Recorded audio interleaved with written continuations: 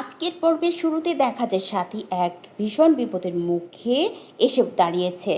ব্যবসার একটি জরুরি মিটিংয়ের নাম করে তাকে শহরের এক নামী হোটেলে ডেকে পাঠানো হয়।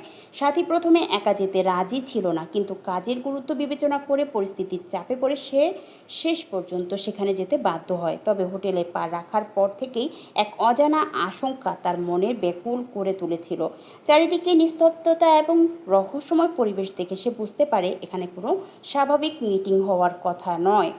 সাথে যখন নির্দিষ্ট হোটেলের ঘরে গিয়ে পৌঁছায় তখন সে দেখতে পায় হোটেলে কোনো ক্লায়েন্ট বা ব্যবসায়িক অংশীদার নেই, বরং সেখানে ওত পেতে বসে আছে এক কুচক্রী চরিত্র।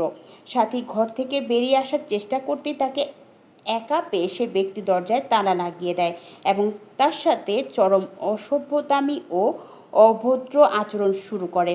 সাথে নিজেকে বাঁচানোর জন্য সর্বশক্তি দিয়ে চিৎকার করে এবং তাকে দূরে ঠেলে দেওয়ার চেষ্টা করে, কিন্তু বন্ধ ঘরের ভেতরে তার সেই কান্না মিশ্রিত চিৎকার বাইরের কোলাহলে ঢাকা পড়ে যায়। চরম বিপদের মুখে পড়েও সাথী কিন্তু পুরোপুরি ভেঙে পড়েনি। সে নিজের আত্মসম্মান ও নিজেকে রক্ষা করতে ঘরের টেবিলে থাকা ফুলদানি এবং অন্যান্য জিনিসপত্র ছুঁড়ে সেই অশুভ লোকটির উপরে চড়া হয়।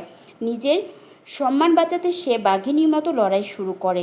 একদিকে লোকটি পৌশাসিক জিজ্ঞাসা আর অন্যদিকে সাথীর বাঁচার অকুল আকুলিতি, এই দুয়ের দ্বন্দ্বে হোটেলে সে ছোট্ট ঘরটি এক রণক্ষেত্রে পরিণত হয়।